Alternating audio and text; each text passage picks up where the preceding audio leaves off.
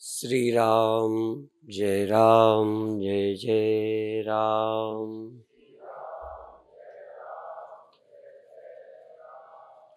श्री राम जय जय राम।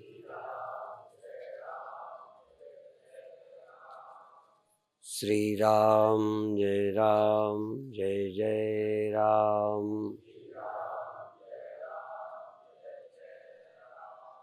सच्चिदानंद भगवान की, सनातन धर्म की। बिना कारण के किसी चीज की उत्पत्ति नहीं होती, तो कारण से सूक्ष्म की उत्पत्ति होती है और सूक्ष्म से स्थूल से संबंध जुड़ता है। बिना सूक्ष्म के स्थूल शरीर या संसार से संबंध जुड़ सकता। सूक्ष्मावस्था अर्थात मन बुद्धि चित्त अहंकार यदि ये न प्रकट हो तो देह का पता नहीं चलेगा, तो संसार का भी नहीं चलेगा। क्योंकि संसार के पता चलने के लिए इस देह का होना, यहाँ बुरा अच्छा नहीं, बुरे आदमी को देखो, चाहे संत को, चाहे कुत्ता बिल्ली को, इसके देखने, डरने, मिलने, प्यार करने के लिए देह चाहिए। लड़ने को भी चाहिए, डरने को भी चाहिए। और इस बिना देह में आए दूसरा नहीं खड़ा हो सकता, दूसरा दिख ही नहीं सकता। होवे तब भी होवे तो इसलिए कह देते हैं चूंकि आपके ख्याल में है कि ये हम नहीं होंगे तो भी ये होगा। पर आप ये जरूर समझें कि यदि देह में आप न होते, देह से आपका संबंध न जुड़ता, तो न दुष्ट से जुड़ता न संत से जुड़ता। और देह में न होते तो न सांप से डर लगता और न बचाने वाले डॉक्टर की जरूरत पड़ती। ये सब देह में आने पर है। और देह में आने का काम तब होता है जब आपके पास अंतःकरण आ जाए। और अंतःकरण रोज आता है और चला जाता है। जितनी देर अंतःकरण अपने कारण में लीन हो जाता है, कारण में, अज्ञान में, अविद्या में, निद्रा में, जब अंतःकरण लीन हो जाता है तो देह से तुम्हारा कोई संबंध नहीं रहता और दुख से भी नहीं रहता। इसीलिए हम लोग बोलते हैं कारण में दुख नहीं है, सुषुप्ति में कोई दुख नहीं है, निद्रा में कोई दुख नहीं। पर निद्रा बीजावस्था है, निद्रा कारण अवस्था है, वहां से अंतःकरण फिर निकल आता है। प्रतिदिन निद्रा में चला जाता है, नींद से आ जाता है, नींद से आते ही देह में आ जाता है। यदि कभी कभी निद्रा से जग जाए, देह में ना भी आवे, या देह से चला जावे, निद्रा में न जावे, बीच की हालत को हम स्वप्न कहते हैं। देह से तो गया और वहां अभी पहुंचा नहीं। जैसे चित्रकूट से जाओ और घर अभी पहुंचे नहीं तो बीच में तो कहीं होगे। ऐसे ही देह से छूट गए, देह से गए, नींद हमें ले जाती है, नींद ले जाती है, ध्यान नहीं ले जाता। ध्यान से गए ही नहीं, नींद भी ले जाती है। अर्ध निद्रा जगत में लाती है, अपूर्ण निद्रा मृत्यु में, मूर्छा में, सुषुप्ति में ले जाती है। अभी हम नींद के सहारे आए हैं, अज्ञान पूर्वक आए हैं, ना समझी सहित यहां आए हैं। जहां थे वहां हमें कोई पता नहीं था, आने पर पता चला। तो आने पर देह मिला, आने पर इंद्रियां मिली, आने पर ये मिले हैं। आने के पहले जहां थे वहां इनका कोई अता पता नहीं था। इनका भी पता नहीं था, तुम्हें अपनी असलियत के सोचने का भी मौका नहीं था। हम सब अज्ञान से आए, निद्रा से आए, बेखबरी से यहाँ आए। यहाँ आके खबर आती है और यहाँ से जाते खबर छोड़ते चले जाते हैं, होश घटता जाता है। ये जीव की जागृतावस्था, स्वप्नावस्था, सुसुप्तावस्था, इसी में हम फिरते रहते हैं। सुषुप्तावस्था, मृत्यु अवस्था, मूर्छावस्था लगभग एक ही जैसी है। शरीर रहते निद्रा में जाते हैं, फिर लौट कर इसी देह में आ जाते हैं। मूर्छा आ जाती है, कोई चिंता नहीं रहती। घर वाले उस समय घबराते हैं, तुम उस समय कोई परवाह नहीं, लौट के आ जाते हो इसी देह में। बस मृत्यु अवस्था वाला इस देह को छोड़ता है, लौट कर इस देह में नहीं आता। बाकी स्थिति एक है। सुसुप्ति में कोई कष्ट नहीं होता, मूर्छा में पहुंच जाने पर कोई कष्ट नहीं होता। पहुंचने के पहले होता हो तो तुम जानो, पर मूर्छा में पहुंचने के बाद कोई कष्ट नहीं होता। इसी तरह मृत्यु के नाम से दुख होता है, भय होता है, यह तुम जानो, पर मृत्यु हो जाने के बाद जन्म लेने तक कोई दुख नहीं होता। इसीलिए जितने जन्म लेने वाले पूर्व जन्म के संदेश देते हैं, मृत्यु के समय तक के देते हैं, बीच के गैप की कोई खबर नहीं देते कि वहां नरक गए कि स्वर्ग गए, क्या हुआ क्या नहीं हुआ, कहां कहां भटके। सिर्फ मृत्यु के समय जो उनके साथ हुआ उसकी बात बताते हैं, जिनको होश आ जाता है। आम लोगों को तो होश ही नहीं आता। कई लोग अपने मूर्छा की पूर्वावस्था की ऐसे चक्कर आया और हम संतुलन खो बैठे, फिर क्या हुआ पता नहीं। तो मृत्यु में और निद्रा में बहुत फर्क नहीं है। फर्क है इस बात का कि निद्रा में इसी देह में आते हैं, मूर्छा वाले इसी देह में आ जाते हैं, मृत्यु वाले इस देह में नहीं आते। जब प्रकृति शरीर का निर्माण कर देती है तब हम उस शरीर में आते हैं।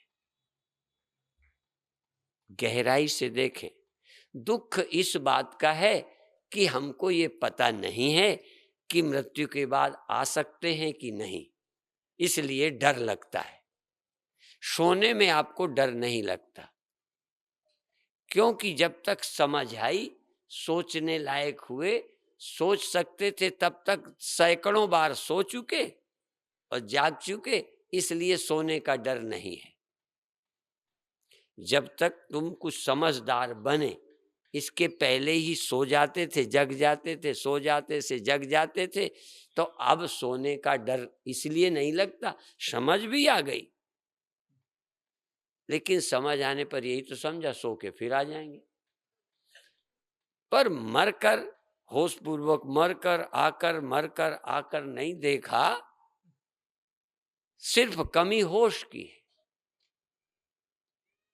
यदि कई बार तुमने मर के शरीर छोड़कर आके दोनों का कि उस समय हम मरे थे, इस शरीर पर आए, तो आप निश्चिंत हो जाते। इसीलिए कई लोग मुक्ति के लिए जाति स्मरण आवश्यक मानते हैं। जाति स्मरण,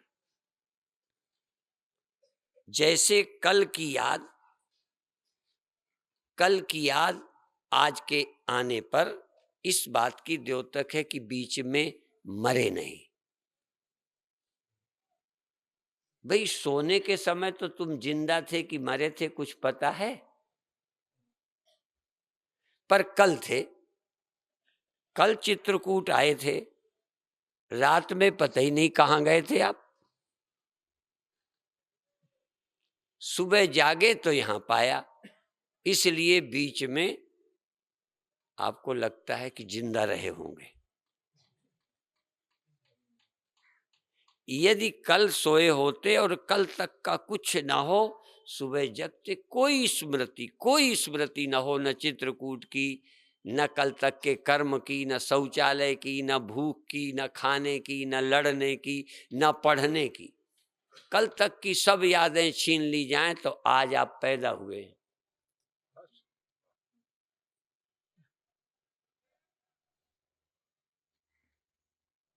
पैदा हुए का भ्रम क्यों होता है? क्योंकि कल तक की हमें कोई याद नहीं है। कल तक की अर्थात इस शरीर के पाने की पहले की।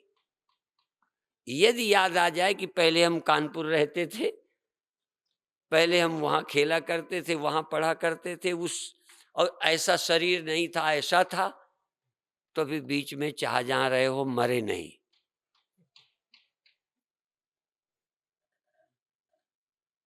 याद भरा जाए, बीच का पता ना भी चले, क्योंकि जैसे गहरी नींद में कोई पता नहीं होता, फिर भी तुम मरा नहीं मानते। यदि पूर्व जन्मों की याद आ जाए तो पहले कैसे थे वो और अब हम ऐसे, तो बीच में याद ना आए तब भी मर गए होंगे। बीच की याद आवश्यक नहीं है, बीच की याद रहना जरूरी नहीं है जिंदा रहने के लिए या मृत्यु भय हटाने के लिए, या कल हम थे इसके स्मरण के लिए बीच के गैप की याद जरूरी नहीं है। कल हम थे, आज हम हैं। इसलिए पूर्व जन्म की स्मृति से यह संदेह मिट जाता है कि हम मरते हैं कि नहीं। एक बात 100% पक्की हो जाएगी, जो पढ़ाने पर समझाने पर भी नहीं समझ आती, क्या पता कि पहले थे भी कि नहीं, शायद पहले ही जन्म हुआ है। जैसे मुस्लिमों का ये जन्म पहला है और ये आखिरी है। यही जन्म पहला है और यही आखिरी है। इसके पहले नहीं थे, ना आदमी, ना कुत्ता, ना गधा, ना शुअर। इसके पहले कोई शरीरधारी नहीं थे, पता नहीं कहां से टपक पड़े। हम तो थे इसलिए टपक आए, ये तो पहले थे ही नहीं। खुदाबंद करीम ने कहीं से निकाल दिया पिटारे से।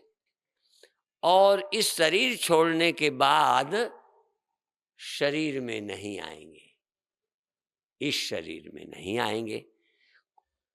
खुदाबंद करीम इस शरीर के न रहने पर अपने चमत्कार से तुमको दंड देने के लिए, नरक देने के लिए, स्वर्ग देने के लिए एक देह दे देंगे।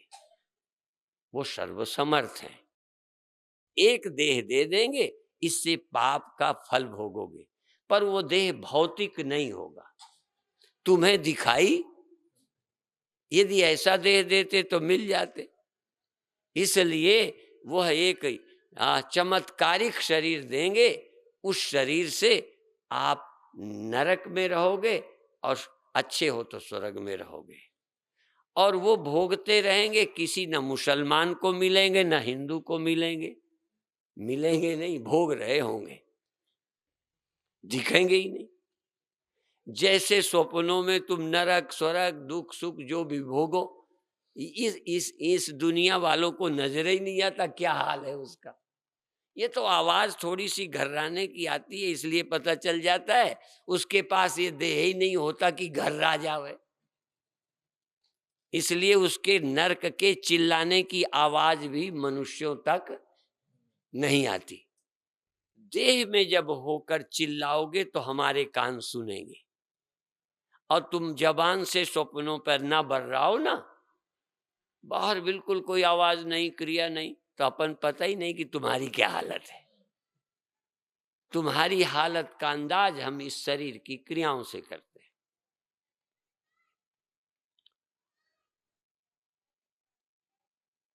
बेहोश आदमी की चीर फाड़ डॉक्टर करते हैं। कई बार देखकर हमें दया आती होगी, इसलिए मोह वालों को नहीं रखा जाता। डॉक्टरों को पता है कि कोई तकलीफ नहीं, और तुम्हें लगेगा हाय चीरे दे रहे हैं। इसीलिए मरने के बाद भी लोग अपनी आंखें दान नहीं करते। सोचते पर डर लगता है कि आंखें निकाल लेंगे, हमारे गुर्दे निकाल लेंगे, हमारा ये कर देंगे। क्या तक जब तुम्हारे घर वाले तुम्हें जला देंगे तो डॉक्टर ने निकाल लिया तो क्या तकलीफ है?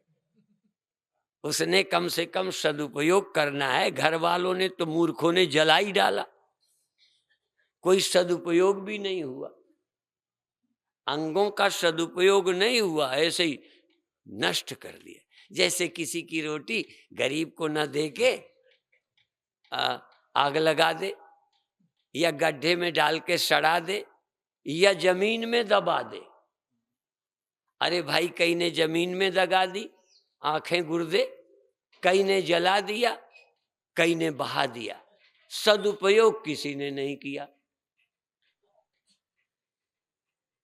तो मरने के बाद यदि तुम्हारी आंखें किसी को लग जाएं तो आपको कोई इतराज है?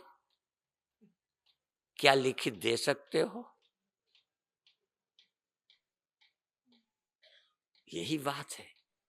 एक संघ के कार्यकर्ता ने हाथ उठाया, सबकी हिम्मत नहीं पड़े। अब उठा भी देखो तो लिखाओ खाओगे नहीं। हम सोचते हैं कि आंखें निकाल लेंगे, हम मर जाएंगे, कैसा लगेगा? मर जाओगे तो कुछ नहीं लगेगा, कैसा लगना है? पर जिंदा में सोच रहे हो। ये जीवित आदमी पता नहीं क्या क्या सोचता है, इस सोच से छुट्टी। हाँ, खैर विषय ये है कि 3 शरीर हैं। एक ये स्थूल है, एक सूक्ष्म है जिसके कारण आप इसमें आते हो, और सूक्ष्म को भोगने में रुचि है, सुख भोगने में रुचि है, असुख देह से मिला, जीने का भी सुख देह से मिला। जीवित होने का पता देह के कारण चला, तो तुम्हें एक भ्रम हो गया कि हम देह से जीवित हैं, इसलिए तुम्हें देह की बार बार जरूरत है। देह के कारण तुम्हें अपने जीवित होने का एहसास होता है, जैसे भोगों के कारण सुखी होने का ख्याल आता है। कोई न कोई खाना पीना, करना लेना, खेलना, कोई न कोई क्रिया आदि से आपको सुखी होने का ख्याल आता है। ये भोगने वाला जो सुख है, इसके लिए जन्म होता है। ये भोग्य जीवन, भोग्य जीवन, मैं जिंदा हूं, इस सुख जिंदा होने के लिए तुम्हें शरीर रहना पड़ता है। यदि बिना शरीर के तुम जीवित हो, ऐसा जीवन तुम्हें मिल जाए तो देह की क्या जरूरत? ऐसा सुख जिसमें इंद्रियों की और इंद्रियों के विषय की जरूरत नहीं, तो हमें क्या जरूरत इंद्रियां, देह और विषय? और भोगने के लिए इस मन की क्या जरूरत? क्योंकि मन भोक्ता बन जाता है। मन, आत्मा मन इंद्रियां मिलकर भोक्ता। बिना इंद्रियों के मन के आत्मा अकर्ता और अभोक्ता। अकर्ता, करने की जरूरत ही नहीं, आत्मा को कौन सा संकट पड़ा है? और आत्मा में कहाँ दुख है जो सुख भोगे? ये दुख का ख्याल, मौत का ख्याल भी देह में आने से आया, और पहले अनादि काल से इसको पता ही नहीं था, इसलिए लंबी परंपरा से चला आ रहा है। एक बार इसे पता चल जाए कि मुझे जीने के लिए शरीर नहीं चाहिए, भोगने के लिए मन और इंद्रियां नहीं चाहिए, या भोगने के लिए चाहिए पर मुझे भोग नहीं चाहिए। भोगने के लिए देह इंद्रियां चाहिए, मैं अकर्ता हूं, मैं अभोक्ता हूं, बिना भोगे मैं ठीक हूं। इसीलिए एक मंत्र है, द्वा सुपर्णा सयुजा सखाया शमानम रक्षम परिशस्व जाते तयोरेकः पिप्पलम स्वादवत्ति अनस्नन अन्यो अविचाकशीति। तयो अन्यः पिप्पलम स्वादवत्ति अनस्नन अन्यो अविचाकशीति। इनमें दो हैं, एक भोगता है।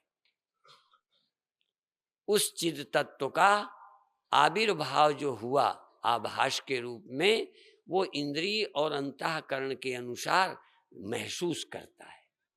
उस महसूस करने का परिणाम हुआ, हमें पता चला हम सुखी हम दुखी, अहम सुखी अहम दुखी, और इस कर्म से सुखी इस कर्म से दुखी, इसके मिलने से सुखी इसके बिछुड़ने से दुखी। ये सुखी दुखी होने का ख्याल जिस मन में बैठकर है, फिर दुख से बचने का, सुख के पाने का, ये नेचुरल ख्याल है और उसके लिए लगे रहते हैं। और जितना ही सुखी होने के लिए हम भोगते हैं, उतना ही उनके अभाव का दुख होने लगता है। जीवित होने का ख्याल आपको जन्म या मन इन देह आदि में लगा, हम जीवित हैं, तो जीवित है तभी तो मरेंगे। अच्छा, यदि मन बुद्धि मन और देह के जीवन में ना हो, थोड़ी देर के चलो मन सो गया है, अब मरने का डर है, जीने की कोई इच्छा? जहां मन आया तहां देह आया, तहां ख्याल आए, तहां मरना जीना आया, सुख दुख आ गए। और बार बार इनके बिना नींद में गए फिर आए, नींद में गए फिर आए, फिर जन्म में आए मौत में गए, फिर जन्म में आए मौत में गए, ये चक्कर लगाते युगों युगों बीत गए। पुनरपि जननम पुनरपि मरणम पुनरपि जननी जठरे शयनम। कोई एक बार जन्म नहीं हुआ, कितने बार जन्मे, पर शरीर रहे, मन रहे, सुख मिले, और चाहते चाहते ये छोड़ गया हमें, तो फिर आ गए। और जब जब जन्मे, जब जब जन्मे, तब तक मरना पड़ा, और किसी जन्म में मरना अच्छा नहीं लगा, देह छोड़ने को तैयार नहीं थे। देह ही मेरा जीवन था, विषय ही मेरे सुख थे, इंद्रियां और मन मुझे बहुत जरूरी थे, इसलिए आज तक सोए तो, शरीर छोड़ा तो, पर ये सब कुछ लिए अपनी पोटरी फिर आ जाते हैं। ये सुख के लिए हम समेटे फिरते रहते, आज तक इनका त्याग करने का मन नहीं हुआ कि हमें मन नहीं चाहिए, हमें इंद्रियां नहीं चाहिए, और मन और इंद्रियां नहीं चाहिए तो विषय नहीं चाहिए। मन और इंद्रियों के कारण तो विषय अच्छे लगते, और सीमित हम हैं, सीमित हम हैं तो और है, और से सुख है और से दुख है, और से सुख और से दुख, चाहे भोजन हो, चाहे बच्चा हो, चाहे पत्नी हो, और से सुख है। और औरों से ही, चाहे सांप हो, चाहे दुश्मन हो, चाहे शेर हो, डर भी, खतरा भी औरों से ही। कभी कभी जो हमारे थे उन्हीं से खतरा हो जाता है। और गहराई में जाओ, अपने बच्चे से नहीं, अपने भाई से भी खतरे हैं, और समझो अपने देह से तुम्हें खतरा है। तुम्हें लगता है सांप से खतरा है, असल में खतरे की जड़ तो तुम्हारा देह है। नहीं, सांप तुम्हारा क्या बिगाड़ेगा? शेर तुम्हारा क्या बिगाड़ेगा, पत्नी तुम्हारा क्या ले लेगी, दुश्मन क्या करेगा। तुम खुद ही ऐसे मांस के लोथड़े को लिए हो जिसमें गिद्ध दौड़ते रहते।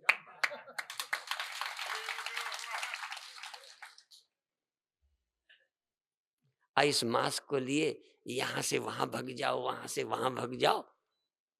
जैसे कौआ मांस का टुकड़ा लिए, चील उसके पीछे, कौआ भागा भागा फिर रहा है। कौवे से क्या लेना देना चील को, वो जो पकड़े है उस मांस के लिए चील दौड़ती है, वो भागा फिरता है। तुम भी लोक परलोक में, स्वर्ग नरक में जाने का, हिंदुस्तान पाकिस्तान, यहाँ और वहाँ, ये एरिया ठीक नहीं, वहाँ यहाँ तो जंगल है, शेर खा जाएगा, जाओ घर में, कहीं जाओ। इस मांस के लोथड़े को जब तक काल छीन न लेगा तुम्हारा पीछा नहीं छोड़ेगा। और तुम फिर नया मांस का टुकड़ा पकड़ लोगे। ये मांस के टुकड़े को छोड़ने की हिम्मत नहीं है। वो छीन लेता है पर तुम छोड़ते नहीं। इसलिए ज्ञानी देह का त्याग करता है, अपने अंदर से राजी है, पहले से ये हम नहीं है, और ये भोगने वाले मन हम नहीं है। ये भोगता, भोगने की रुचि लेने वाला मन भी मैं नहीं हूं। इसके सुख पाने, इसके सुख के लिए मैं देह प्राप्त करूं, इसके सुखी करने के लिए इंद्रियां और पदार्थ चाहूं, इस मन की खुशी के लिए करता रहूं, और मन के दुख से बचने के लिए मैं भागा भागा फिरूं। मन मेरा क्या है? तो तन का अध्यास और मन का, स्थूलाध्यास सूक्ष्माध्यास, इनका त्याग करो। इनके लिए बहुत मत जियो, इनके जीने, इनके बचाने, इनके सुखी करने की चिंता मत करो। फिर देखो तुम्हें कोई दुख आ जावे, तुम्हें लगता है कोई हमको दुख देता है, कोई हमें दुख देता है, कोई हमें मारता है, मौत आती है। हमें कोई नहीं मारता। मैं देह हूं ये ख्याल मारता है, मैं मन हूं ये अध्यास ही तुम्हें दुखी करता है। कोई तुम्हें दुखी नहीं कर सकता, कोई तुम्हें मार नहीं सकता। इसलिए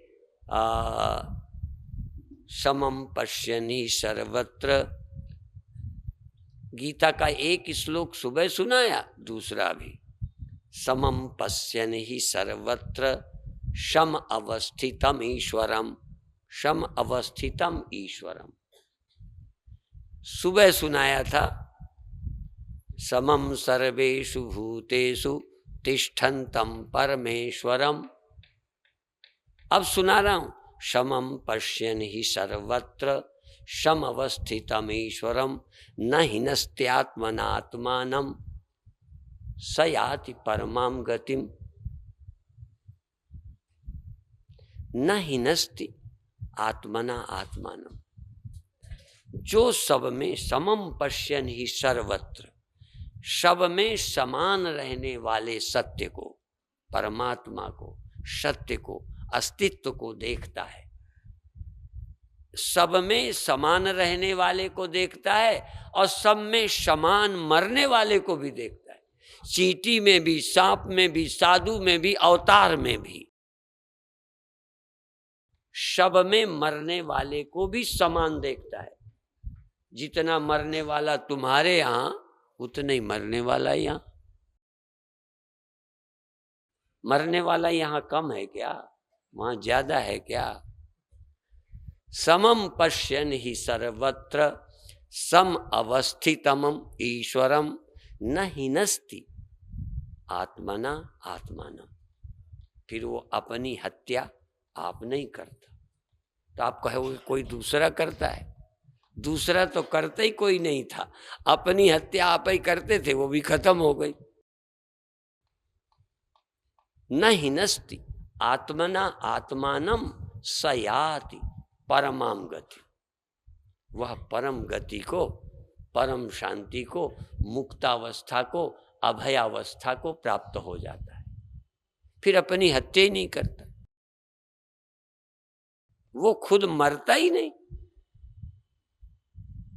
असल में अभी भी हम देह मानकर मरते हैं, देह मानकर हम मरते हैं ये समझते हैं, मन मानकर हम सुखी दुखी होते हैं, और सीमित मानकर ये है हम हैं और इतनी दुनिया, या हम ये हैं वो भगवान है। मुधा भेद, देखो भेद दो तरह का है। यहां भेद देखना, हाँ ये एक भेद है, मैं ये हूं ये है, मैं आदमी हूं ये सांप है, यह एक भेद है। और मैं आत्मा हूं वो ब्रह्म है, मैं जीव हूं वो ईश्वर है, मैं स्वल्प हूं वो विभु है, वो विभु है, तुम्हें मिला है। इसलिए वेदांत कहता है कि व्यापक ब्रह्म सब में रहने वाला अपरोक्ष वेदांत से होता है। कैसे होता है?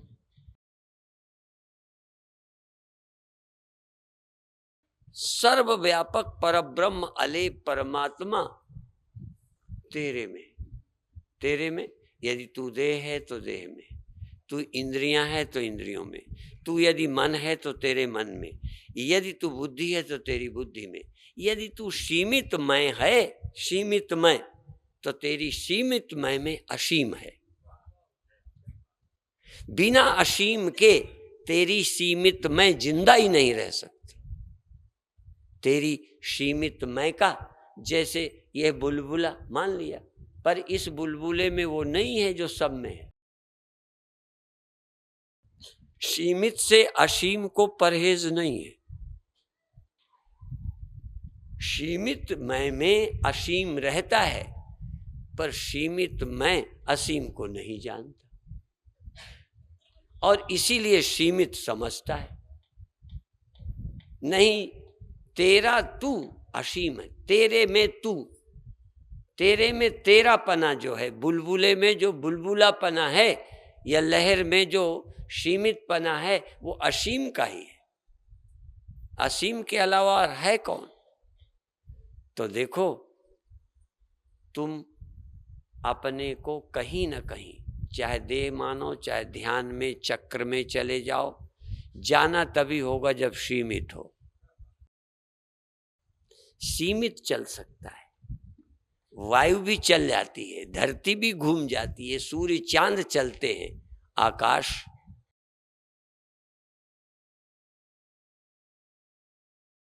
चलेगा कैसे? चलना सीमित में है। जो हुआ, जो उत्पन्न हुआ वो खो जाता है। सीमित में अर्थात ब्रह्म में सीमित पना ही पैदा होता है, असीमित पना समाप्त होता है, ब्रह्म नहीं। ये जो मेरा मैं पना है वो यहां है, इस अब यहां मैं हूं और यही परमात्मा है। मैं और मेरा यार, मैं और मेरा यार एक बस्ती में रहते हैं, एक जगह रहते हैं, पर किस्मत की बदनसीबी कि दर्शन को, मिलने को तरसते हैं। मेरी मैं का प्राण, मेरी मैं का जीवन, मेरे मैं में 100% वही, पर ये जो थोड़ा मेरा होने का भ्रम है, मेरे अपने होने का, सीमित होने का, जीव होने का, यहां होने का, केवल यहां हूं, है कोई ऐसा जो सिर्फ यहां ही ना हो, सिर्फ यही है? क्या आप यही हैं, यही हैं, और ध्यान में हैं तो अब यहां हैं, अब यहां हैं, अब वहां हैं, हम आकाश में चले गए थे। अच्छा, चले जाते हो आप, जाते हो, शरीर है, मन है, जाते हो, पर जाने वाला कौन? ब्रह्म, आत्मा, व्यापक।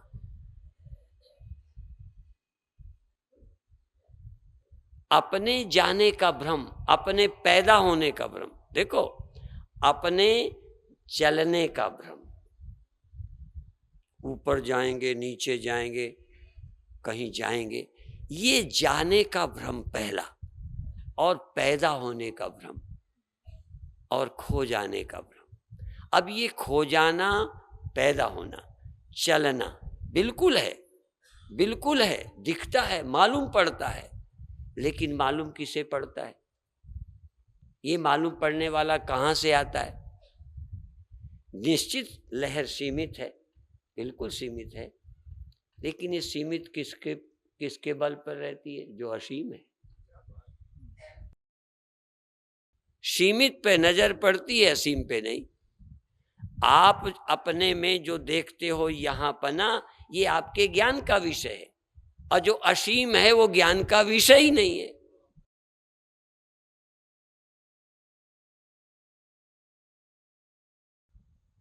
आपका चलना, ये मैं का चलना, असल में पैदा हुए अहंकार में, इस सीमित मैं में अहम भाव करके, मैं भाव करके, इसके चलने को चलना, इसके जगने को अपना जगना, इसके सोने को अपना सोना, इसके खोने को अपना खोना मान लिया। उस असीम में जो सीमित बुलबुला, इसके होने को अपना होना, इसके खोने को अपना खोना माना, पर खोने पर जो बचा, होने के पहले जो था, वो कहाँ रहता है? इस होने के पहले आप, इस खोने के बाद आप कहाँ रहते हैं?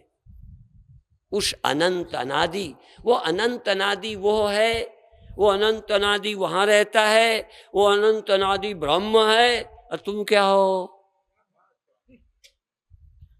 वह अनंत अनादि कोई और नहीं है, तू है। तत्त्वमसि,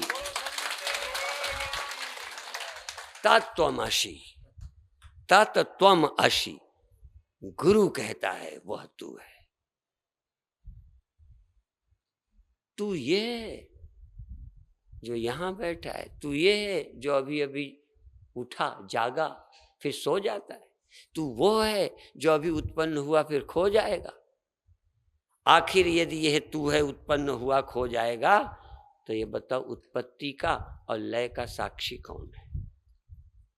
और यदि तू साक्षी है, तो जो उत्पत्ति लय से रहित है, ऐसे ही चैतन्य साक्षी का ही नाम ब्रह्म है, और यही व्यापक है। परिच्छिन्नता तेरे ख्यालों की है, तू अपरिच्छिन्न ब्रह्म है, तू अनादि अनंत ब्रह्म है, तू कालातीत है, तू निराकार निर्विकार है। इस सत्य का ख्याल कर।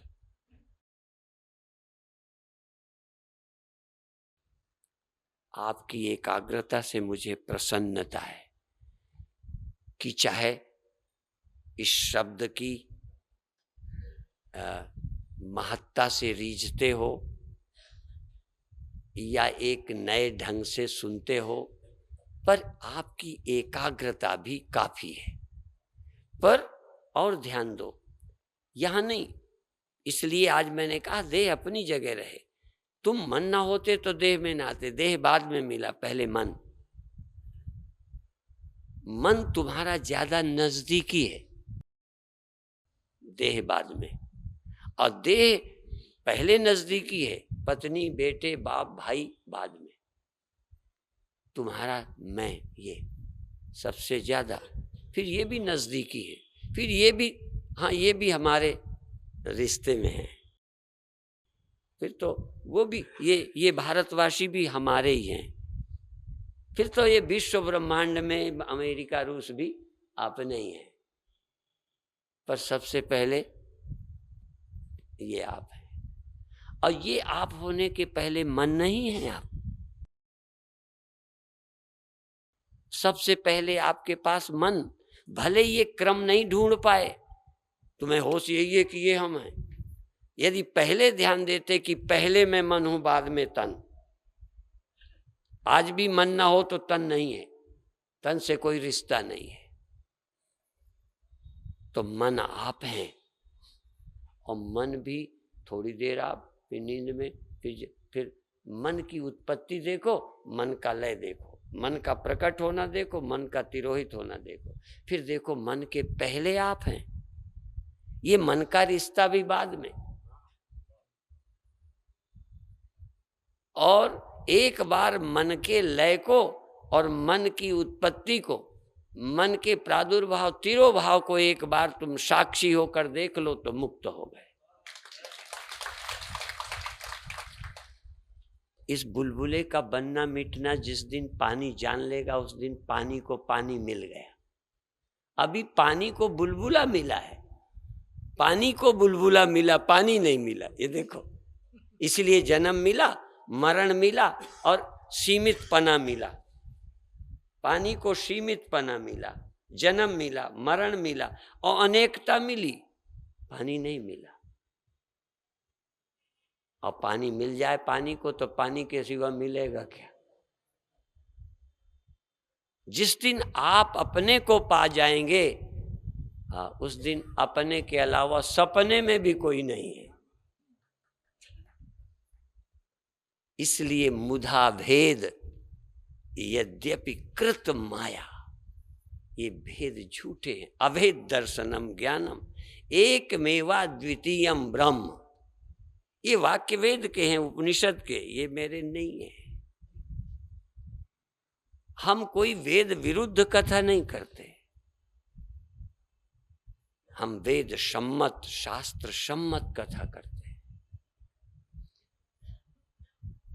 कई बार लोग कह देते हैं ये तो मनमुखे लोग हैं। क्या बोलते हैं?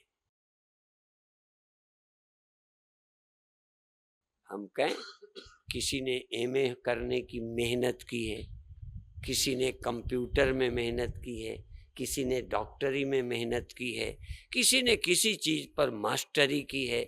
हमने तो केवल वेदांत पर मास्टरी की है, हमने पीएचडी की है, हमने इस पर रिसर्च की है। इस सच्चाई में खोजने में, समझने में जी जान लगाई है। तुम रात रात नहीं सोए, लड़के की चिंता में, पत्नी की चिंता में, दुकान की चिंता में, मरने की चिंता में, रात नींद नहीं आई। हमें रात रात जागे हैं आत्मचिंतन में।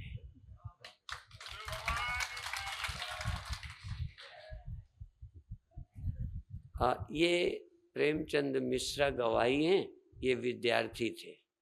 कभी हम लोग छत पे लेटे, सारी रात बात करते बीत जाती, सुबह हो जाती, सारी रात। किसी को पत्नी के पास नींद नहीं आवे, हमें सत्संगियों के पास नींद नहीं आती।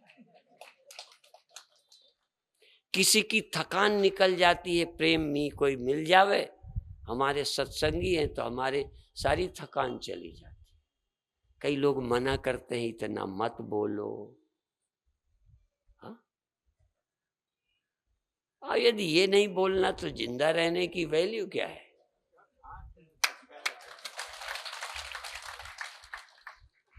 शरीर की क्या वैल्यू है? कुत्ते की तरह कभी वैल्यू तो इसी कथा की है। कितने आए चले गए, कोई बड़े बड़े कुत्ते, कोई छोटे कुत्ते, हाँ, कोई बड़े गधे, कोई छोटे गधे, कोई सुंदर गधे, हाँ, देखने की अच्छी शकल सूरत के गधे मर गए। कोई लंबी उम्र के गधे, कोई छोटी उम्र के गधे, कोई राजे महाराजे गधे, बुरा नहीं मानो, कोई मिनिस्टर गधे। है क्या जिंदगी में? है क्या? इस सच्चाई को समझो तो आप आत्मा हैं, फिर ब्रह्म हैं, फिर आदमी नहीं, गधा नहीं, सुअर नहीं, फिर जन्मने वाले नहीं, मरने वाले नहीं, कोई कीड़े मकोड़े नहीं। तुम वो हो जिससे सारी दुनिया होती है, रहती है, समाप्त होती है। इस सच्चाई को समझो। ये सच्चाई बिना गुरु के सुनने को भी नहीं मिलेगी, और वो भी बिना गुरु का मतलब ये नहीं, गुरुओं का तो बाजार है, मंडी है यहाँ। भारत गुरुओं की मंडी है। तो जिसको इसका खाक चिंतन नहीं हुआ वो इसकी कथा भी क्या करेगा। हमने भी कथा टीवी में सुनी है, सुनने को ही मन न करे, लगता है कौन बेवकूफ बैठा है टीवी में। जिन्हें आत्मा परमात्मा का जरा पता नहीं है, अपरोक्ष अनुभूति ही नहीं है। पढ़ी पढ़ाई बात। मेरे गुरुदेव कहते थे, कुकर सा भूषत फिरे, कुकर सा भूषत फिरे, सुनी सुनाई बात, पढ़ी पढ़ाई बात। कुत्ता भौंकता है तो दूसरा भी भौंका, तीसरा भी भौंका। एक ने धीरे से पूछा, भाई तुम क्यों भौंक रहे हो? कहने मेरी बिरादरी का भौंक रहा है। इसे पता नहीं, उस बिरादरी वाले ने हो सकता है कोई सियार देखा हो, कोई जीव जंतु देखा हो, भौंका, पर ये बिरादरी की आवाज से भौंकता है। हो सकता है किसी ने सत्य को जाना होगा, पर बाकी लोग तो उसकी सुन के भौंके जा रहे हैं, पढ़ के भौंके जा रहे हैं। मैं पूछता हूं कि परमात्मा तुमको अपने से भिन्न कब मिला?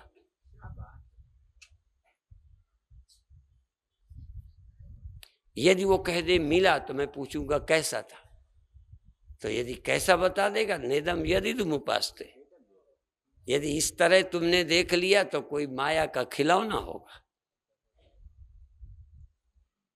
और यदि देखा नहीं तो आप कैसे कहते हो मुझे मिला? तो मिला ही नहीं। इसलिए यदि किसी को ब्रह्म मिला तो आत्मा से भिन्न नहीं मिला।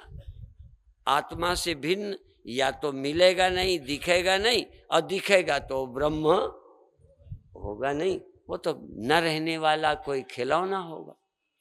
इसलिए सदा रहने वाला ब्रह्म आत्मा से अभिन्न है, आत्मा से भिन्न नहीं है। इसलिए वेद कहता है अयम आत्मा ब्रह्म।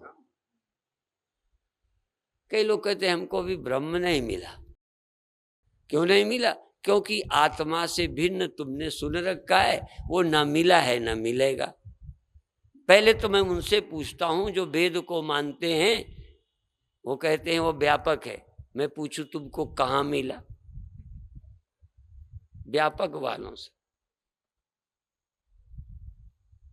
मुझे तो बड़े बड़े वेद के विद्वान लगता है कुछ पढ़ते ही रहते हैं, शब्द दोहराते रहते हैं, चिंतन करते ही नहीं।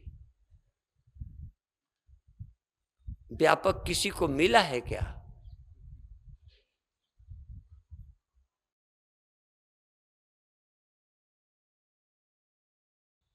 इसलिए पहले आत्मा अपरोक्ष का क्या अभिप्राय? कई लोग पूछते हैं हमें आत्मा का अपरोक्ष करा दो। मन का अपरोक्ष है ना, वृत्ति का, चित्त का, अनुभूतियों का, स्वप्नों का अपरोक्ष, प्रत्यक्ष, साक्षात अनुभव,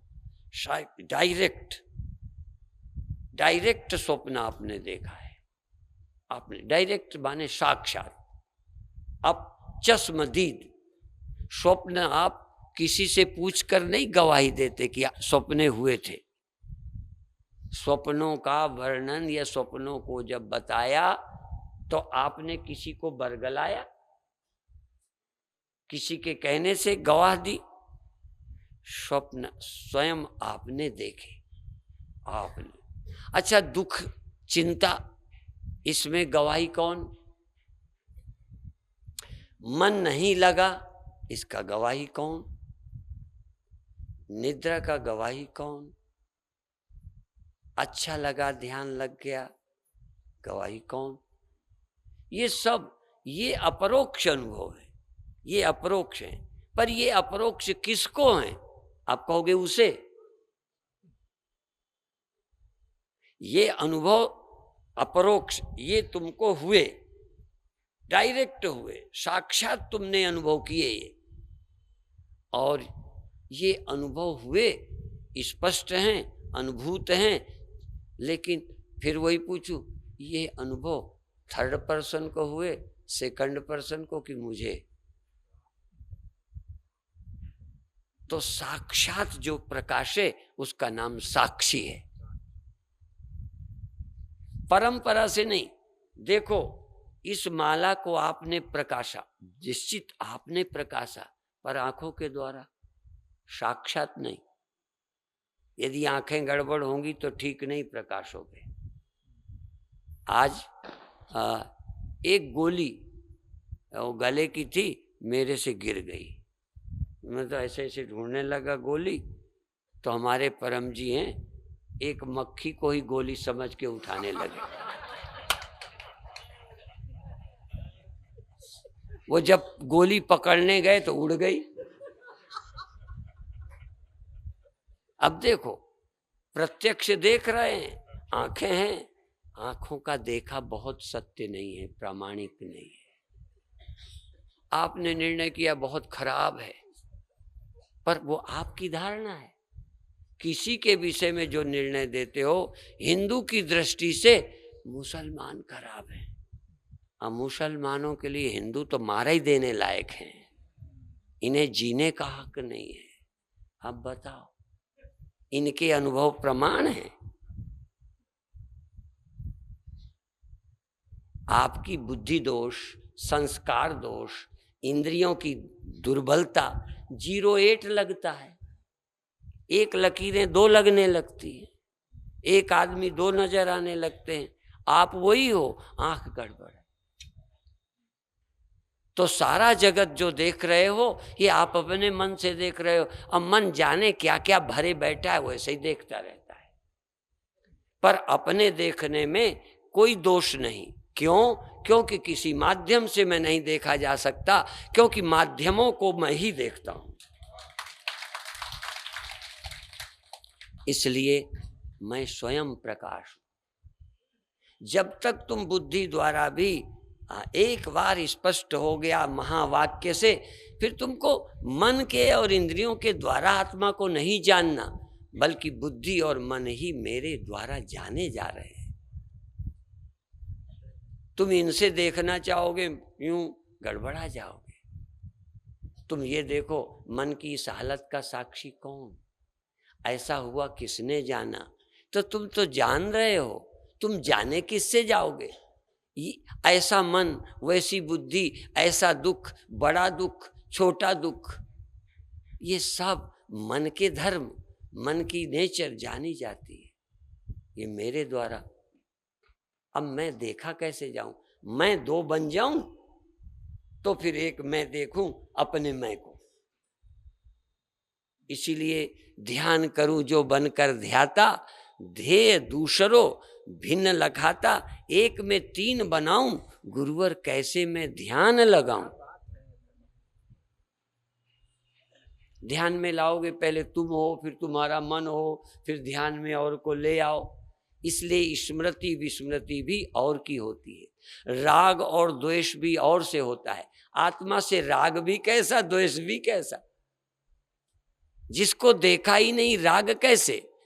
जिसको देखा नहीं, उससे द्वेष कैसे? देखे सुने मिले का ही राग द्वेष होता है। किए हुए, करने से जो हुआ आनंद मिला, सुख मिला, करने से दुख मिला, तो राग द्वेष तो अनात्मा से ही होता है। आत्मा में राग कैसा, द्वेष कैसा, दृश्य कैसा, ज्ञान का विषय कैसा? साक्षात ज्ञान स्वरूप। इसलिए सत्यम ज्ञान मनंतम ब्रह्म, ये ब्रह्म सत्य है, ज्ञान है, अनंत है, ज्ञान स्वरूप है। कुछ भी ख्याल में आए, इतना नहीं कि अब मुझे ये ख्याल में नहीं आया, आने दो। ख्याल में जो नहीं आया जाने दो, ख्याल में आया आ जाने दो। जो ख्याल में आया वो मेरे आया ना, जाने दो। और उस समय मन नहीं था, पता ही नहीं था मन का, न रहने दो पता, तुम तो थे ना।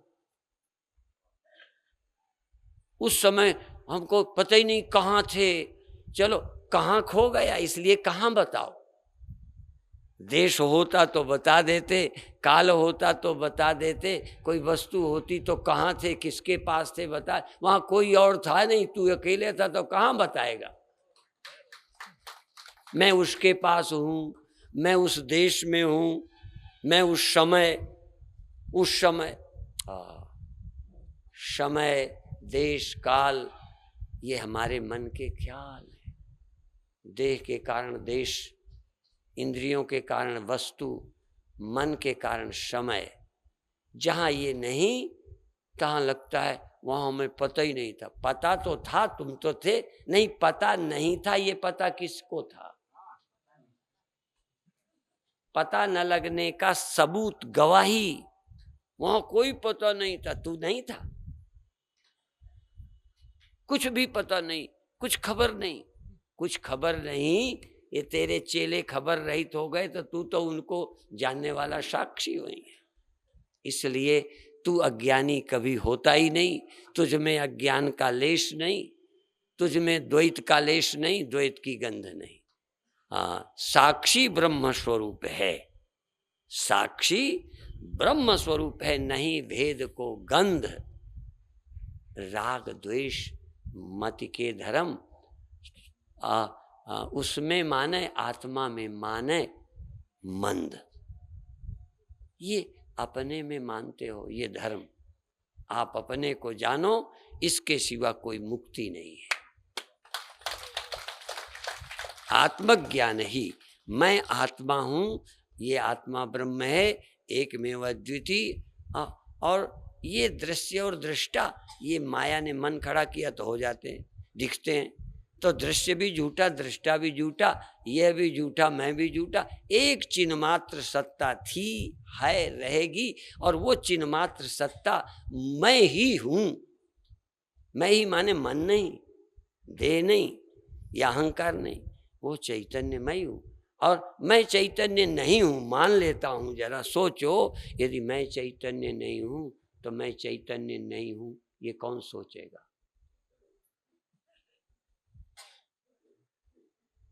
यदि मैं नहीं तो मेरे न रहने का गवाही वो होगा।